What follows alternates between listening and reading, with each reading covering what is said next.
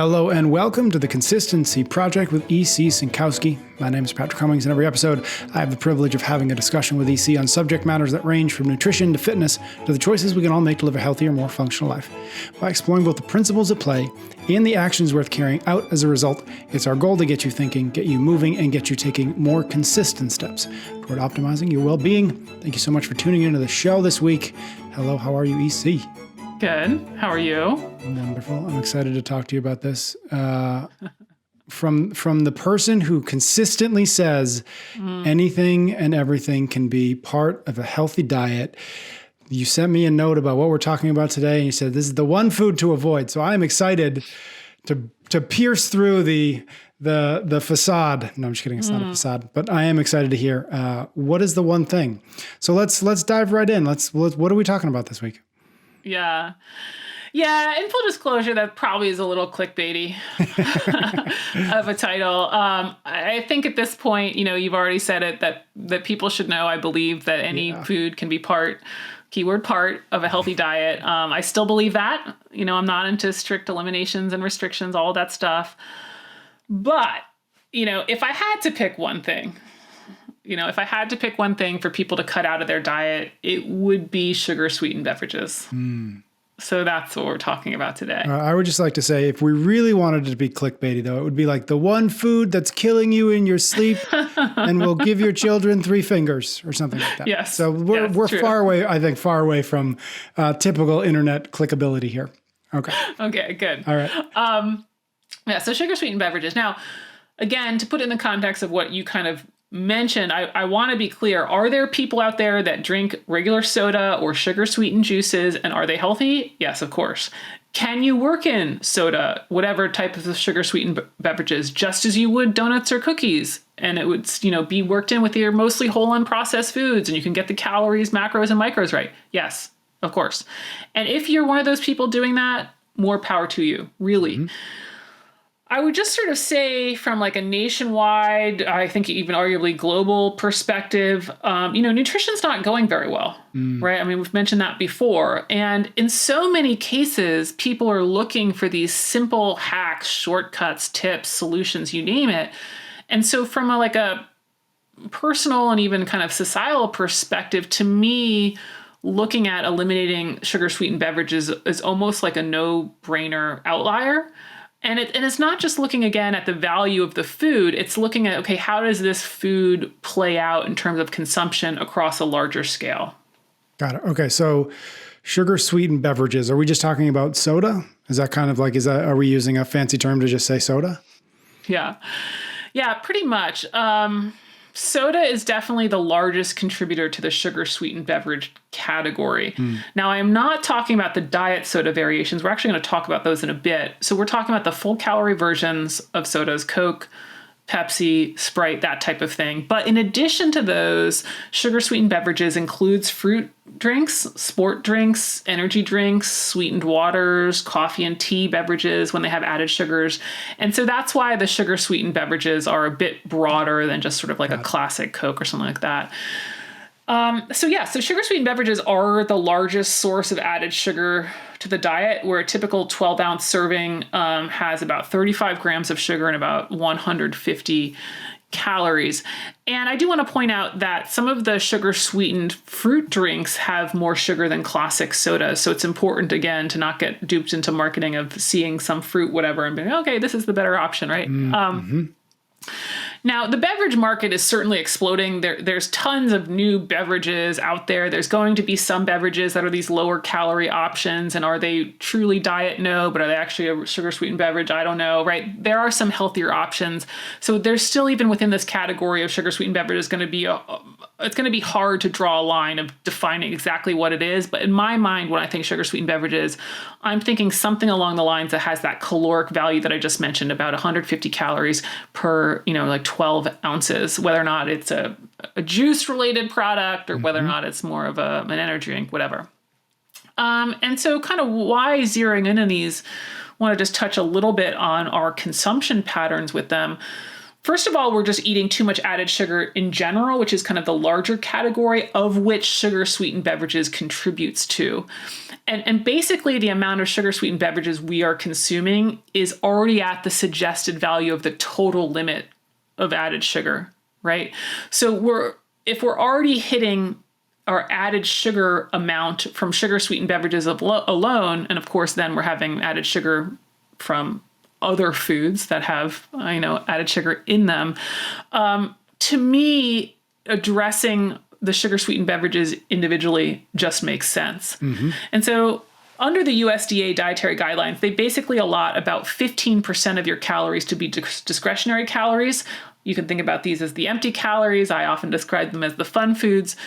But within these discretionary calories, they attribute them to foods that have, the added sugar, alcohol, or saturated fat. And so 15% would have to cover all of those sources. And so this is why their guidelines for added sugars specifically within that is to keep your added sugars less than 10% of calories per day. Mm-hmm. But realistically, once you break that down into looking at kind of diets on this 2,000 to 2,500 calorie per range, they really end up recommending added sugars around 7 to 8% of the total diet. And 7% of calories is right where our average consumption of sugar-sweetened beverages is. And again, we're going to be eating other foods besides sugar-sweetened beverages with added sugar. So we're kind of already exceeding the amount of added sugars in the total diet. In fact, we're upwards of 13% of our calories are coming from added sugar. So again, when we're thinking, okay, we got to cut down on added sugar, let's look at what we're eating that has added sugar in it. Yeah. Oh, sugar-sweetened beverages are the largest contributor to that. It's kind of like a no-brainer of why to focus on it. Right. Because kind of like you make that one decision and you've kind of, just by that one decision, you've kind of gotten yourself under that percentage that one would argue you should be. Totally. Instead of making like, okay, I'm going to do the cookies, but I'm not going to do whatever. Right? I'm not going to do frappuccinos. Yeah. Right. Totally. Got it. Okay. But why single out just sugar-sweetened beverages? Could you just cut out all of the foods that contribute to the, right? Because we're just like, that could be the one big decision, but why isn't it just like cutting out added sugar? Mm-hmm. Like why isn't that the prescription? Yeah. I mean, you could say, okay, we'll cut out everything but the sugar-sweetened beverages, right. cut out the cookies and the chip or whatever it is. Yeah, you could. You could, strictly from a nutrient and caloric perspective, because it's not the sugar per se, the sugar molecules in sugar-sweetened beverages that makes them different. The sugar molecules in these beverages is just a combination of fructose and glucose molecules, or it's the sucrose molecule. It might also be high fructose corn syrup, which is, again, just different formulations of glucose and fructose. And so the sugar molecules that we find in sugar-sweetened beverages are the same molecules that we find in fruit, or the same molecules that we find in cookies, you name it. So what makes these sugar-sweetened beverages different, and I'm sure our audience is going to be saying it with me in chorus a little bit, is the dose, first of all, right? It's so much easier to consume too many sugar molecules in a soda form than it is in fruit. And even arguably, I don't know, cake or something like that. Like it's just more difficult to do. Now, on top of that, I would also say what's a little bit different about sugar-sweetened beverages is we find that there's a clear impact of this one type of food. So many times you've heard me say, like, it's never one thing. And when we look at a whole diet, we have to look at all of the foods in it to understand what's going on. And that if we really add or remove a single food, we don't see a clear effect. But with sugar-sweetened beverages, we do. When we add sugar-sweetened beverages to diets in controlled trials, people gain weight, both adults and children. And then when we remove sugar-sweetened beverages from the diet, they lose weight, again, both adults and children. And so I'm going to tell you that if we did these randomized controlled trial with cookies or chips, you don't have that same consistent effect because the person often just replaces that, excluded food with something else, where in sugar-sweetened beverages, we actually see this single unique effect. Now, in full disclosure, this effect of weight gain or weight loss is relatively modest in these studies. Some of this is simply because we can't run these type of studies for years on end. But we also have to remember that the weight changes that we experience in adulthood tend to be modest. They tend to be these 1 to 2 pound climbs each year. Yep. And so it's this kind of slow creep of caloric overload. And so when you start seeing these consistent trends in weight gain or weight loss with the addition, and then you also know that we kind of just have a slow weight gain over time, it's like, okay, well, that's interesting. But then still, it's like, okay, well, why does this happen with sugar-sweetened beverages and not, again, if we did this with cookies? What's interesting about them is we don't seem to register the energy or the calories in them when we consume them. We don't seem to be as satisfied with sugar-sweetened beverages. We don't feel full. And so it seems like they don't count. It kind of feels like they don't count. Yeah. I don't count. It's like they just get added on top of what we're eating. It doesn't push anything out. When you eat cookies, you might not eat the cake, but when you eat cookies, you still often can drink the Coke with the cookies, right? It doesn't become a trade out. And so there's this interesting study that I'll put in the show notes, which basically gave groups different drinks, and the drinks had different properties. And then they measured, after you had this drink, how much food did you consume? And I think it was for lunch. And so in these different drinks, they compared like low and high calorie versions of the drink with almost 200 calories different between them. And regardless of the drink that the individuals got, they ate the same amount at lunch. So even the people who drank 200 more calories ate the same amount of food as the people who had 200 less calories. So they end up just eating more overall. And there was another study that used that same kind of drink formulation as that last one. And they found that the sensory characteristics of the drink, like if it was thicker, like a smoothie, helps suppress appetite and subsequent calorie consumption, where obviously things like a traditional Coke has no consistency, so there's no feeling like you're eating anything, right? So I'm not trying to say that you can't gain weight or have added sugar be an issue from snack foods. Of course you can. We know that is true. But it just seems like these sugar-sweetened beverages are a little bit unique and problematic because, again, we just tend to add them on top of whatever we're eating. They don't, because of their lack of kind of satisfaction. That's super interesting.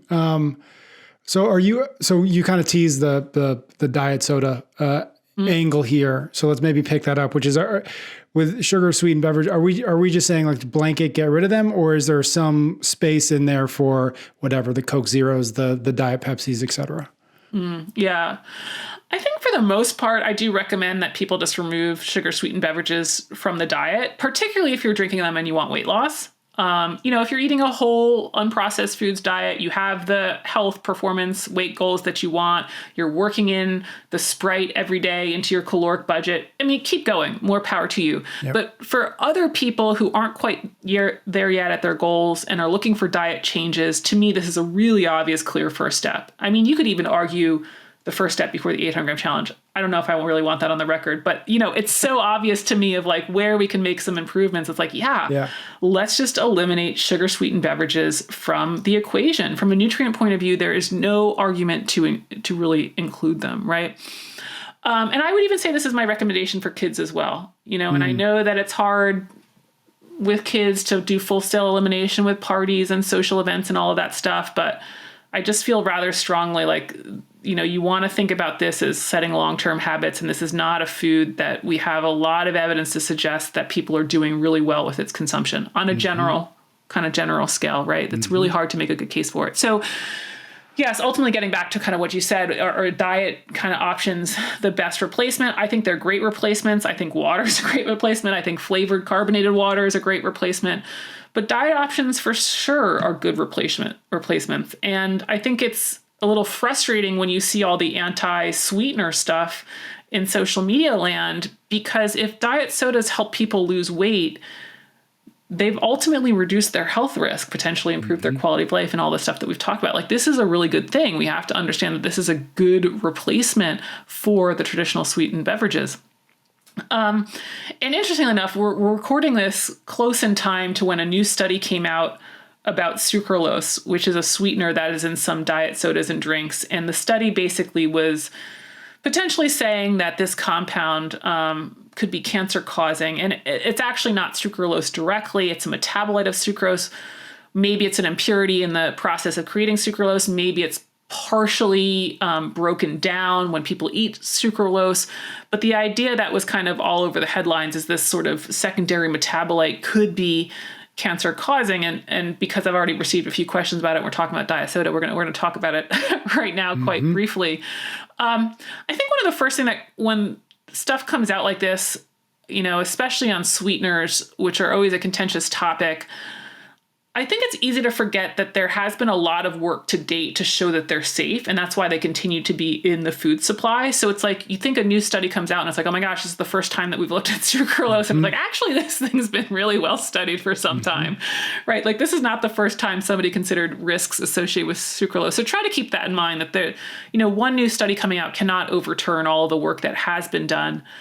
But to kind of point out some of the weaknesses of this study that came out, and it's really not against the authors, it's against the media interpretation of it. But one, it was a cell study.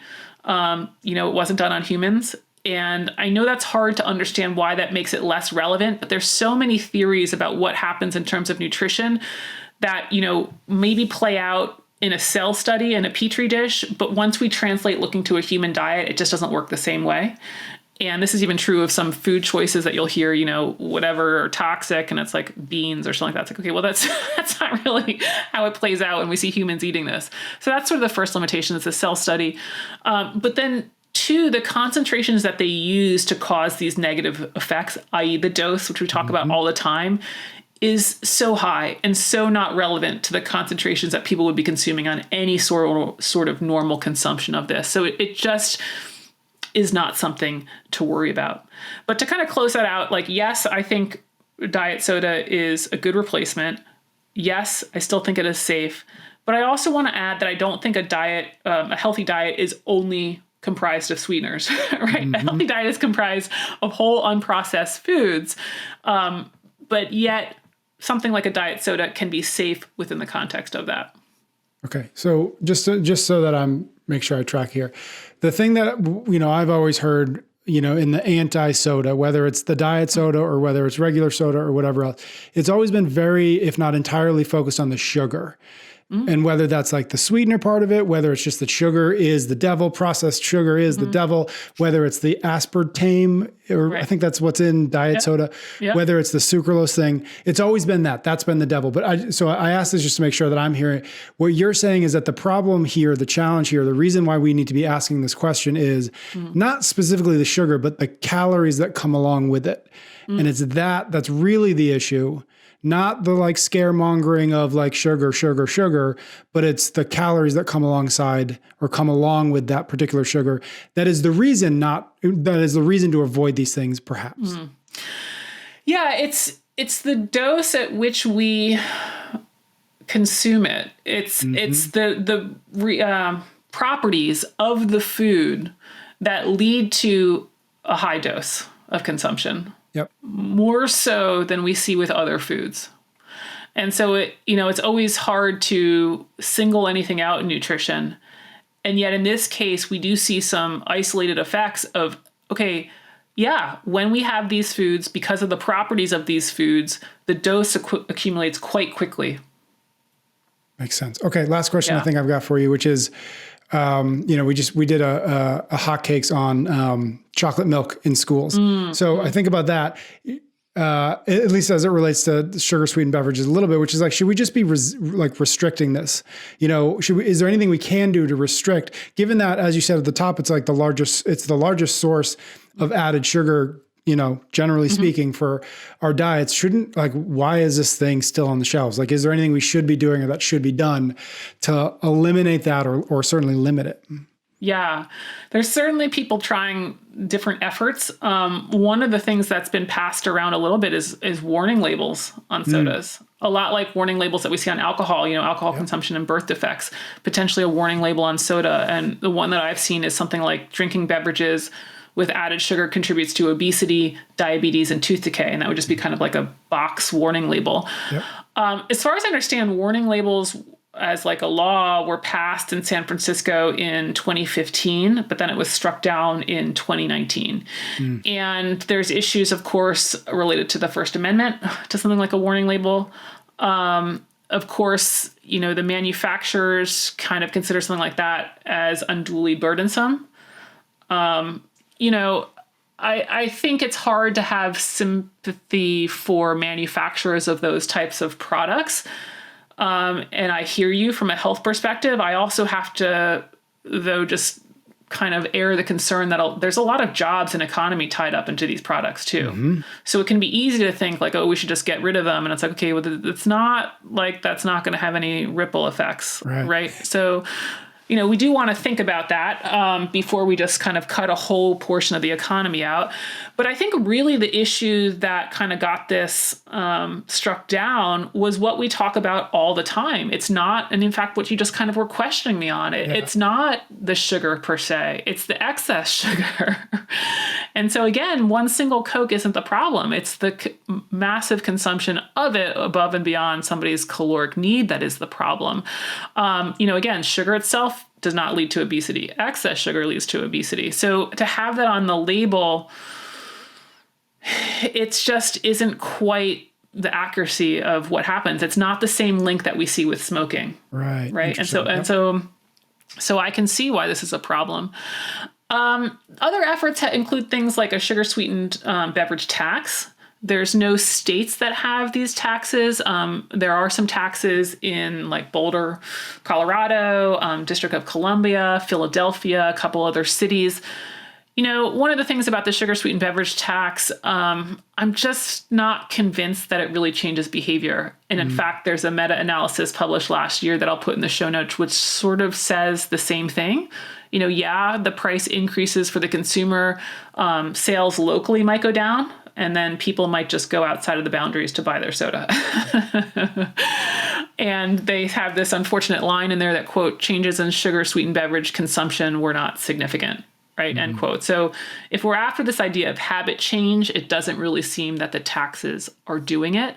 So that's really kind of why I'm not the biggest fan of these taxes. It's just not enough on any single beverage to really change somebody's habit. And so I do sort of fall on the line of thinking about how can we restrict this in a way that is fair and encourages better behavior choices.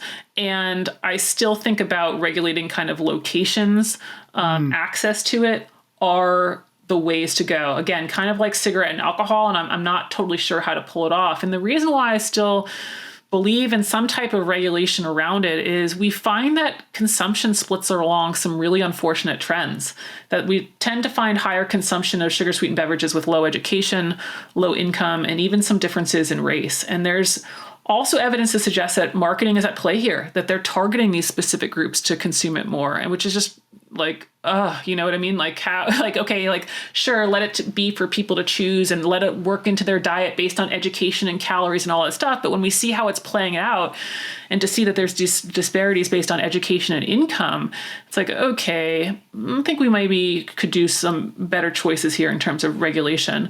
And so, I think there's some ideas that, again, maybe it's like there's limiting places where it can be sold, or maybe within convenience stores, there's a limited amount that you can sell, and not every sort of refrigerator is only full of them, that the diet is actually more of the choices, or the water or something like that, to help limit consumption around it and to encourage better behaviors, while still also acknowledging it can be a product and that people can have the freedom to choose it if they want. Okay. I think I said this last time, but last question for real is, do you imagine that, I think about your point about cigarettes and the fact that there's a much clearer correlation between cigarettes and, let's just say, lung cancer. Can you imagine that at some point we'll be able to connect sugar-sweetened beverage with fill in the blank, obesity, diabetes, et cetera?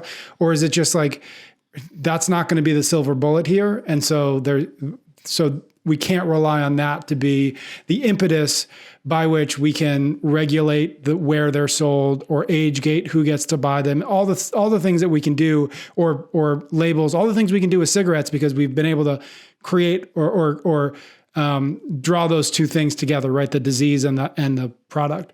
Or do you imagine that ever will happen, or is it just like that's not going to be the road that this one takes? I don't think it's going to be the road. I think I'm sure there are people who enjoy like a Coke a day and their diet's great and they're healthy. And so that's just the kicker. It does come back to this dose thing, and it could be other foods that people are overeating. And so it's so not black and white at all that I come back to kind of the restriction, the access, even targeted marketing, I think I'd like to get that eliminated immediately. Those types of steps that I think are going to have much more of an inroad than any type of kind of full restriction based on the sugar product itself, or even the sugar-sweetened beverage tax idea. Yeah. I remember mutual friend Pat Sherwood always advocating for a solid Diet Coke a day. Never killed anybody. And we can say he's a pretty healthy guy. So I think your point is taken. All right.